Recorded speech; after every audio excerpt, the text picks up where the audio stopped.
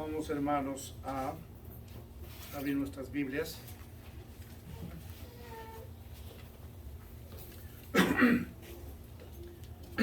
En el Evangelio de San Lucas. Y vamos al capítulo 24.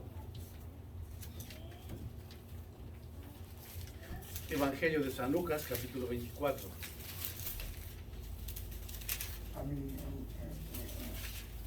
Yo quiero empezar este mensaje diciéndoles, amados hermanos, que retomo las palabras maravillosas del apóstol San Pablo cuando dice: si Cristo no resucitó, en vano es nuestra predicación.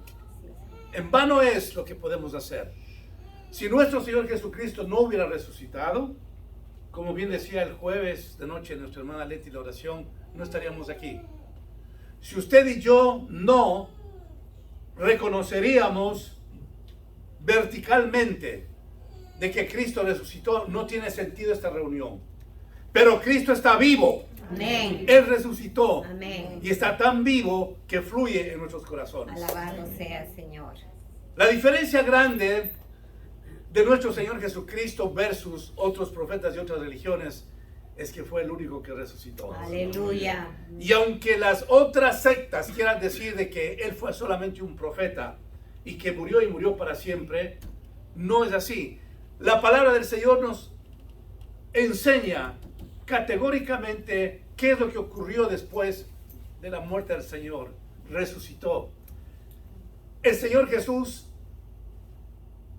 estuvo vivo y se presentó en primer lugar a María Magdalena. Ella lo miró con sus ojos. Le miraron sus discípulos. Dice la palabra del Señor en la epístola de Corintios que le vieron más de 500 personas al Señor. El Señor se mostró personalmente cuando estaban sus discípulos camino a Emaús. Es decir, en 9 y en 10 ocasiones el Señor dice: aquí estoy. De tal manera que nadie puede discutir que el Señor dejó su tumba vacía. Amén. Y ahí está precisamente la diferencia, una vez más, hermanos, que quiero subrayar, con los otros profetas o quienes crearon diferentes religiones. Nuestro Señor Jesucristo resucitó, dejó su tumba vacía. Y eso genera en nosotros, hermanos, esperanza. Eso genera en nosotros una bendición grande porque nosotros tenemos un Dios vivo. Aleluya. Las cosas que nuestro Señor Jesucristo ha hecho en las vidas de nuestros hermanos de Venezuela, que hemos escuchado los testimonios, realmente es la expresión de poder decir: tenemos un Dios vivo. Aleluya. Y nosotros que hemos tenido que pasar otras circunstancias, también podemos decir: nosotros tenemos un Dios vivo. Aleluya. Un Dios que está con nosotros en cada momento, en toda circunstancia, hermanos. Pero en esta mañana, que ustedes ya conocen la historia de la resurrección, yo quiero empezar diciéndoles de que, en primer lugar, hubo testigos oculares como los que acabo de mencionar.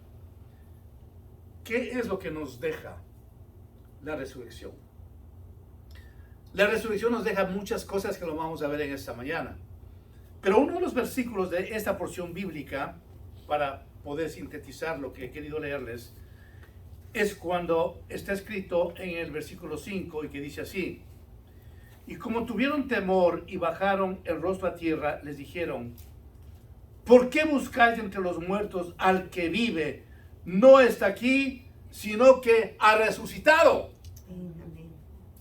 Cuando fueron deprisa a verle al Señor, las primeras mujeres, hacer algo que hacía dentro de la cultura del judaísmo, presentar a los muertos aromas, irles a visitar, se encontraron sin nadie. Y el ángel, con una fortaleza tan grande y con una seguridad, dice: esta tumba está vacía. Pero, hermanos, esta historia bíblica que ustedes la conocen de memoria, ¿qué es lo que nos deja la resurrección, hermanos? Yo quiero que todos escuchen bien. ¿Qué es lo que nos deja la resurrección? Sí, una historia formidable, no solamente para el mundo entero, sino para nosotros. Pero ¿qué ha quedado después de la resurrección? En primer lugar, hermanos, nosotros notemos que la resurrección nos ha dado la salvación eterna. Usted y yo somos salvos eternamente y para siempre. Amén. La resurrección de Cristo no fue así de simple. Lo que Él tuvo que pasar para llegar a la cruz, ustedes la conocen, fue tremendo, hermanos. El dolor físico que Él sintió, el dolor mental cuando Él miró que una multitud le acusaban y le decían, crucifíquenle, crucifíquenle. Ver a sus discípulos que le abandonaron, ver a un discípulo que le traicionó por un puñado de monedas, ver a su amigo, discípulo Pedro, que lo negó 3 veces en su cara. Se quedó completamente solo. El Señor sentía realmente una soledad muy tremenda.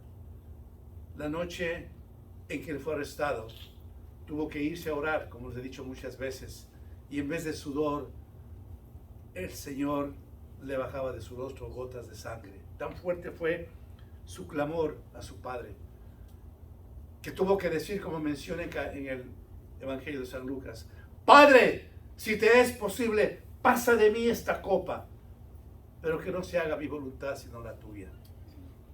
Cuán desesperado estuvo el Señor, con tanta angustia que él tenía.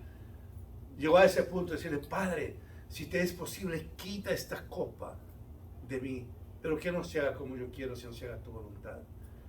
Para que nuestro Señor Jesucristo haya llegado a ese punto, es porque realmente sentía un dolor tremendo.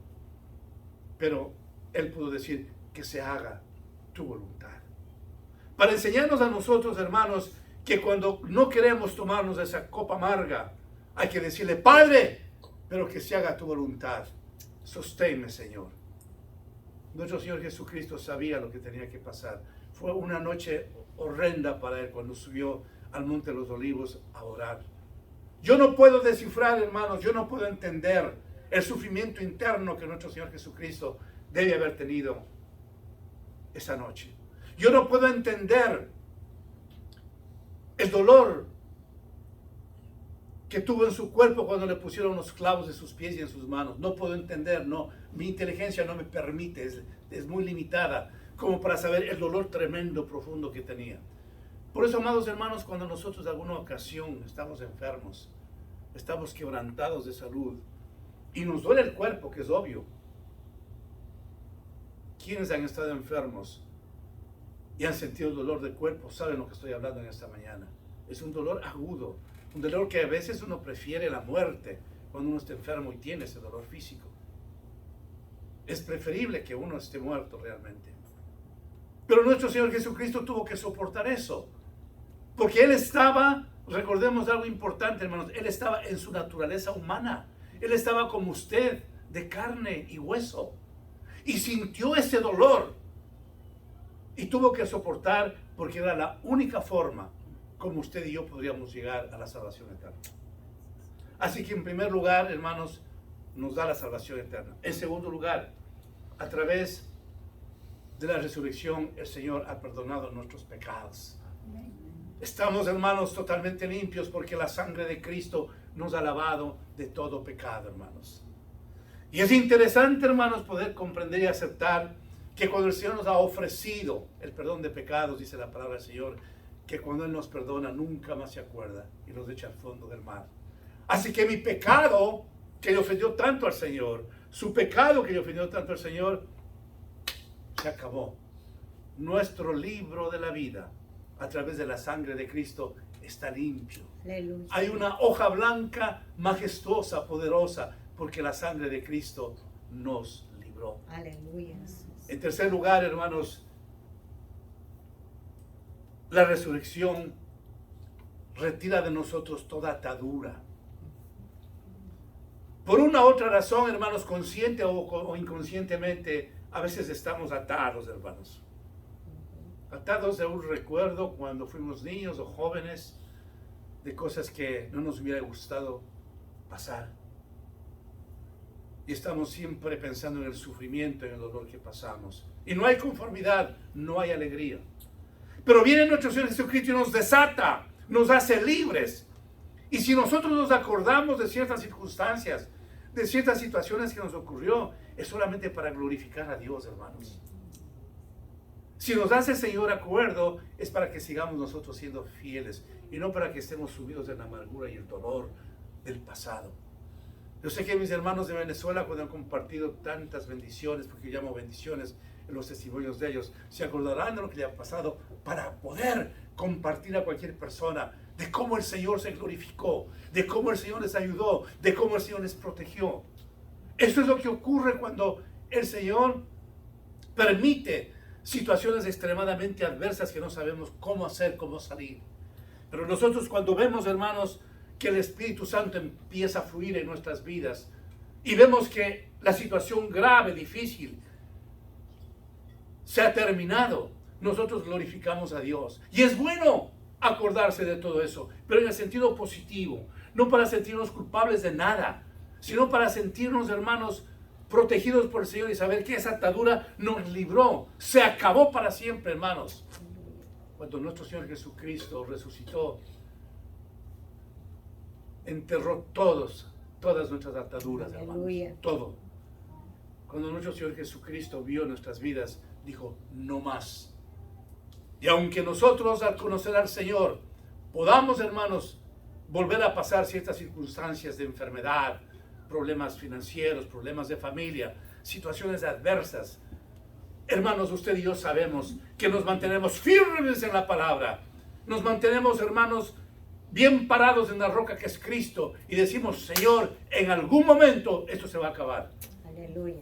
Señor, en algún momento tú terminas con esta situación que me aflige, porque somos nosotros más que vencedores, somos nuevas criaturas.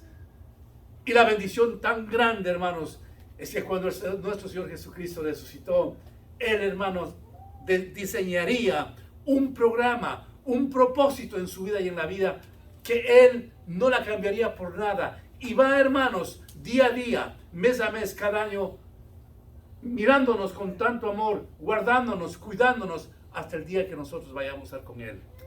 Mucho una cosa especial lo que nos ocurre cuando yo hablo de que Dios ata nuestras ataduras.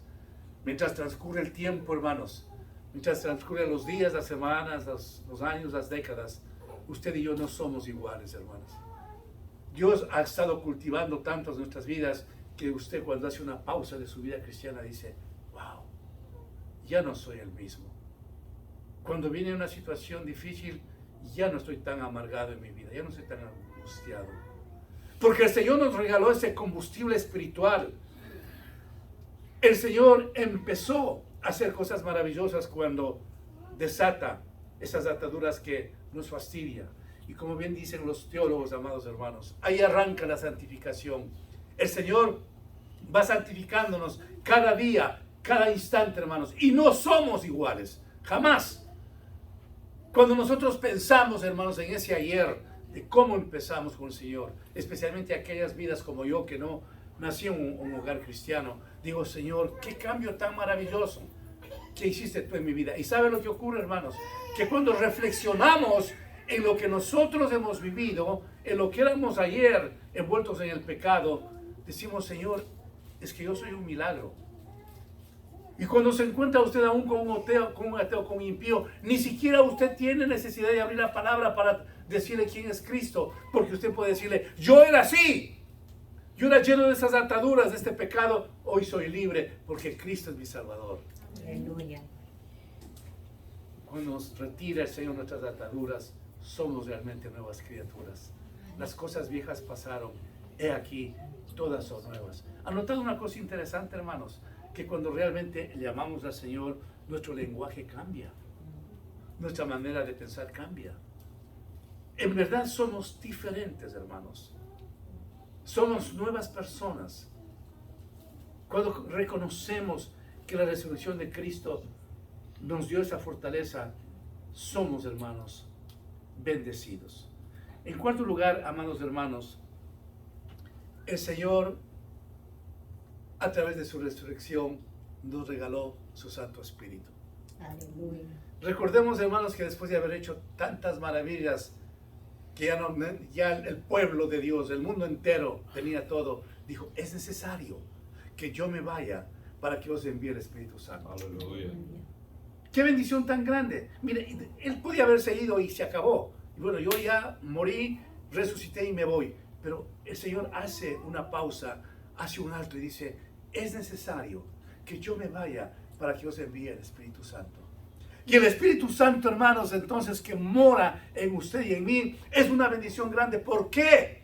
Porque el Espíritu Santo es Dios. Amén. O sea, el Señor en este momento está con usted en su corazón. No solamente que Él está presente escuchando todo lo que hemos dicho en esta mañana, sino que Él está en su corazón. Amén. El Espíritu Santo que, hermano, nos va manejando nuestras vidas. El que nos está llevando, hermanos, en sus brazos, diciéndome, Marco, no hagas así, no pienses así, yo te perdono, yo hago. Cuando nosotros ponemos, hermanos, en manos del Espíritu Santo, nuestras vidas es maravilloso. Aprendamos, hermanos, cada día a decirle al Espíritu Santo, Espíritu Santo, esta es mi agenda de este día. Voy a tal parte, voy a hacer esto. Espíritu Santo, ayúdame. Porque el Espíritu Santo que Dios está con usted 24 horas al día. Amén. El Espíritu Santo es el que nos detiene de no hacer las cosas incorrectas. Cuando le damos cabida en nuestros corazones al Espíritu Santo, Él nos cuida. Amén. Y cuando estamos haciendo cosas que no conviene, Él mismo nos redarguye. ¿Por qué no pides perdón al Señor? Inmediatamente. Y nos volvemos nuevamente a estar a cuentas con el Señor. El Espíritu Santo, que es Dios, hermanos, está saturando cada día nuestras vidas, dándonos esa energía espiritual que nosotros necesitamos. ¿Y por qué hablaste esto? ¿Y por qué tienes esa actitud? ¿Y por qué no estás en condiciones de buscar mi rostro? Hay siempre un porqué con el Espíritu Santo, pero nos dice con tanta amabilidad, con tanto amor, porque el Espíritu Santo es tierno. Como yo suelo decir, el Espíritu Santo es un caballero, no nos acusa, nos levanta, nos da. Eso es lo que ocurrió cuando nuestro Señor Jesucristo resucitó. Es necesario que yo me vaya para que os envíe el Espíritu Santo. Ahora, hermanos, detengámonos cuando hablamos de este tema del Espíritu Santo. En el Antiguo Testamento, como también les he dicho en algunas ocasiones y quiero que no se olviden, ¿quiénes tenían el Espíritu Santo? ¿A quiénes envió el Señor el Espíritu Santo? Solamente que a gente muy escogida, a gente muy especial. Por ejemplo, a Moisés, a Elías, a Jeremías, a David, a Salomón. Solamente personas muy escogidas, a los sacerdotes, a ciertos sacerdotes. Pero cuando el Señor Jesucristo viene a la tierra y Él se va, nos deja el Espíritu Santo a todos. Porque dice la palabra de Dios, y en los últimos tiempos derramaré sobre toda carne mi espíritu. Amén. Entonces el Espíritu de Dios está en usted, está en mí. En la misma plataforma, en la misma bendición que en el Antiguo Testamento dio el Señor solamente a personas muy especiales, demasiado especiales. En quinto lugar, hermanos, la muerte de nuestro Señor Jesucristo nos permite estar cara a cara en oración con el Señor. Nosotros podemos, hermanos, entrar en la presencia del Señor en cualquier momento. Después de que usted y yo, por una u otra razón, consciente o inconscientemente, le hemos ofendido, vamos de rodillas o en la posición que usted quiera, Señor, perdóname porque te he fallado. Usted no necesita ahora conversar al pastor para que interceda por usted por su pecado que cometió. Es un silencio absoluto que usted tiene con el Señor, calladitos los dos, porque usted tiene el Espíritu Santo. Porque usted no necesita ya irse donde el sacerdote como en el Antiguo Testamento para que sacrifique un animal y usted sea limpio del pecado. Nosotros ahora tenemos esa bendición grande de que cuando le fallamos al Señor, cuando hemos pecado solitos, sin que nadie nos escuche, podemos decirle, Señor, perdóname porque te he fallado. Y es una situación que sabe Dios y mi persona, y me quedo yo con un refrigerio profundo de saber que he sido perdonado. Amén. Usted antes en el Antiguo Testamento tenía que ir donde el sacerdote y decirle, me ha pasado esto, me ha pasado esto otro. Y si usted estaba viviendo en la ley mosaica, si le descubrían de un pecado, ¿qué le ocurría? Moría, por ejemplo. Cuando una persona era encontrada en adulterio, ¿qué ocurría? ¿Qué decía la ley mosaica? Tendrá que morir a pedradas. Todo el pueblo le apedreaba en la plaza y se moría. Pero nuestro Señor Jesucristo nos da esa opción tremenda, maravillosa, hermanos, de poder conversar con Él a solas y decirle, Señor, te he fallado, perdóname. No hay cosa más maravillosa, amados hermanos, que cuando le hemos fallado al Señor, poder entrar ante su presencia para clamarle perdón. Y cuidado, hermanos, que nos sintamos de que yo soy súper santo, yo no necesito el perdón, no, yo sí necesito cada día. Porque mientras estemos en esta carne y en estos huesos, hermanos, siempre, aunque sea un pensamiento liviano, nosotros le vamos a fallar al Señor. Pero Él nos da la oportunidad inmediatamente de llegar ante su presencia. Miren, hermanos, la diferencia que nosotros estamos viviendo en comparación con el Antiguo Testamento, en comparación de antes de que venga el Señor.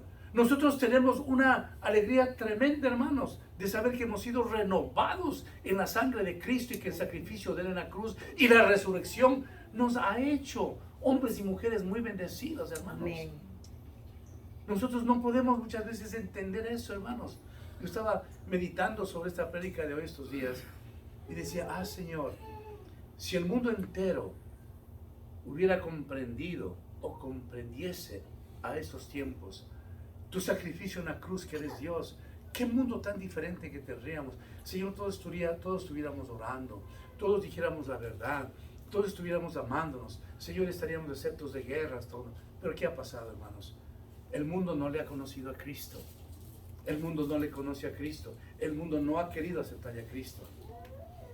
Pero ¿sabe el beneficio, el favor, el milagro que el Señor ha hecho en usted y en mi persona? Es que Él nos llamó a nosotros. Aleluya. ¿Y cómo así nos llamó a nosotros? Porque así dice la palabra en la epístola de Efesios.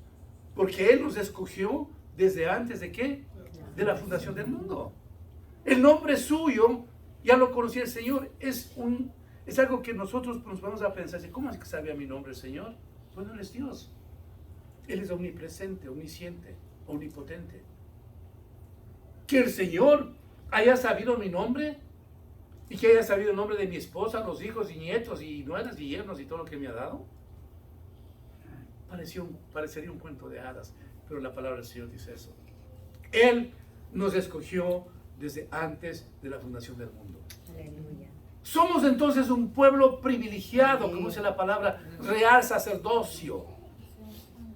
Un pueblo, hermanos, que nosotros podemos decir a este punto, este día de resurrección, somos un pueblo súper bendecidos. Amén.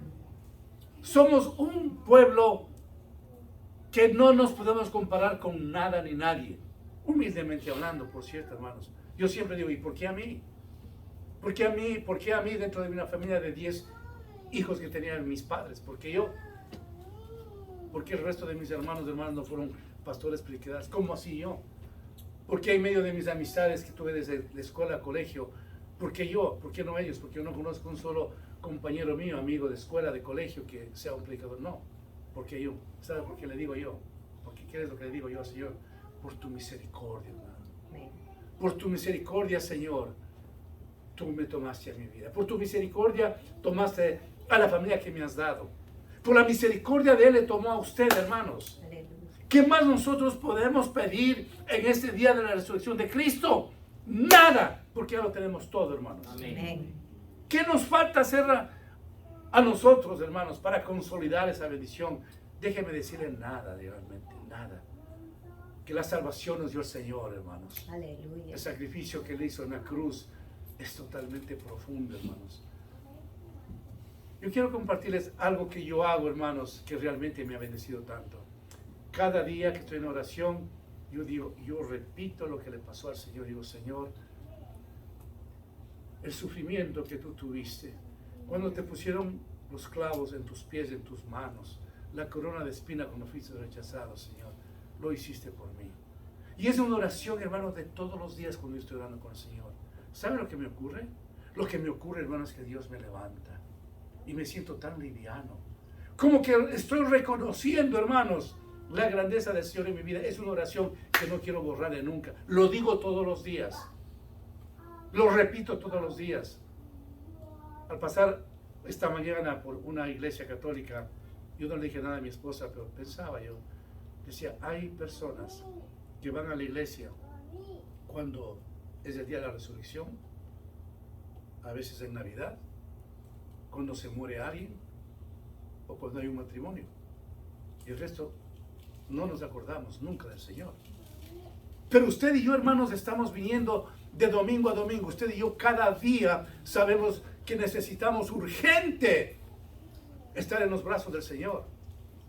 En el que tenemos que reconocer, escúcheme bien, hermanos, tenemos que reconocer el sacrificio del Señor en la cruz y cada día agradecerle por lo que el Señor hizo en la cruz, hermanos.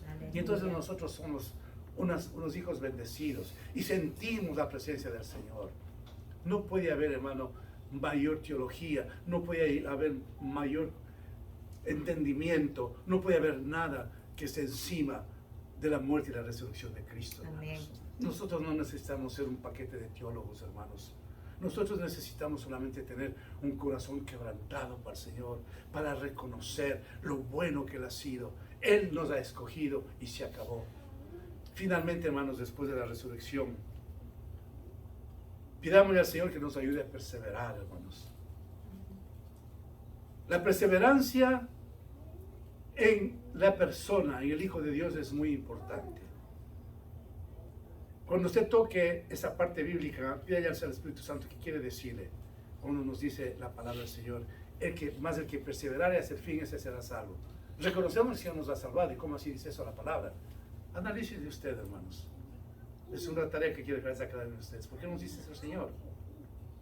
La perseverancia en los hijos de Dios es un imperativo. ¿Sabe por qué? Porque si nosotros estamos perseverando diariamente en la palabra, quiere decir de que estamos ausentes al pecado, que no le estamos fallando al Señor. Y la perseverancia en nuestras vidas puede darse solamente con la ayuda de Dios. ¿Y cómo perseveramos nosotros, hermanos? Perseveramos cuando dedicamos nuestro tiempo en oración, cuando leemos la palabra, cuando tenemos pensamientos del Señor, cuando reconocemos que necesitamos ser la imagen de Cristo, cuando no hacemos lo que a Él le ofende. Porque el momento que usted está mirando el sacrificio del Señor y está haciendo lo contrario a eso, usted se siente ofendido y dice: Señor, ¿qué me pasó? ¿Por qué estoy así? ¿Cómo te estoy fallando? Entonces, cuando estamos perseverando, unidos así, hermanos, en oración, unidos en santidad con el Señor, unidos en la palabra de Dios, vamos nosotros viviendo una vida maravillosa, hermano, una vida de esperanza.